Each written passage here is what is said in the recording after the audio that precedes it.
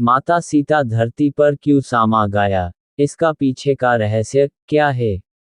तो दोस्तों आइए जानते हैं। इससे पहले रामायण की कहानी सुनना पसंद करते हो तो वीडियो को लाइक, शेयर, सब्सक्राइब जरूर करें। वाल्मीकि रामायण के उत्तर कांड के अनुसार प्रभु श्रीराम के दरबार में लव और कुश राम कथा सुनाते हैं। सीता के त्याग और तपस्या का वृतांत सुनकर भगवान राम ने अपने विशिष्ट दूत के द्वारा महर्षि वाल्मीकि के पास संदेश भिजवाया, यदि सीता का चरित्र शुद्ध है और वे आपकी अनुमति ले यहाँ आकर जन समुदाय में अपनी शुद्धता प्रमाणित करें और मेरा कलंक दूर करने के लिए शपथ करें तो मैं उनका स्वागत करूंगा। यह संदेश सुनकर वाल्मीकि माता सीता को लेकर दरबार में उपस्थित हुए। काषाय वस्त्रधारिणी सीता की दीनहीन दशा देखकर वहां उपस्थित सभी लोगों का हृदय दैख से भर आया और वे शोक से विकल हो आंसू बहाने लगे। वाल्मीकि बोले, श्री राम, मैं तुम्हें विश्वास दिलाता हूं कि सीता पवित्र और सती है। कुश और लव आपके ही पुत्र हैं। मैं कभी मिथ्या भाषण नहीं करता। यदि मेरा कथन मिथ्या हो तो मेरी संपूर्ण तपस्या निष्फल हो जाए। मेरी इस साक्षी के बाद सीता स्वयं शपथपूर्वक आपको अपनी निर्दोषिता का आश्वासन देंगी।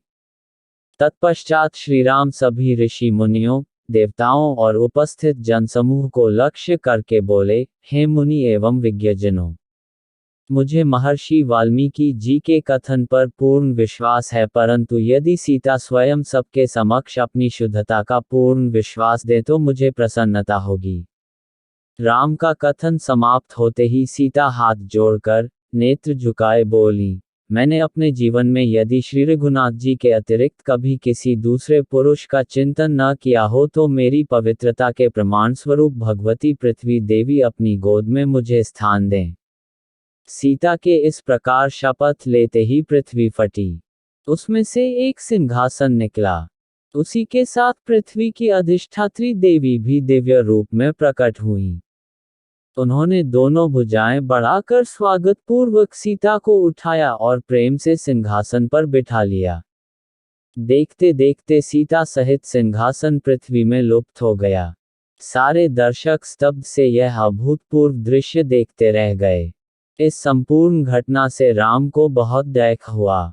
उनके नेत्रों से अश्रु बहने लगे। वे दुखी होकर बोले, मैं जानता हूँ, माँ वसुंधरे, तुम ही सीता की सच्ची माता हो। राजा जनक ने हल जोतते हुए तुमसे ही सीता को पाया था, परंतु तुम मेरी सीता को मुझे लौटा दो या मुझे भी अपनी गोद में समा लो। श्री राम को इस प्रकार विलाप करते देख ब्रह्मादि देवताओं ने उन्हें नाना प्रकार से सांत्वना देकर समझाया। इसके बाद अनेकों वर्षों तक राज्य करने के बाद राम जी भी भाइयों और कुछ अयोध्या वासियों समेत सरयू में उतरते गए और एक एक करके सब वैकुंठ पहुंच गए। इससे पूर्व उन्होंने लव को लवपुरी नगर में राज्य दिया, जबकि कुश अयोध्या के राज सिंहासन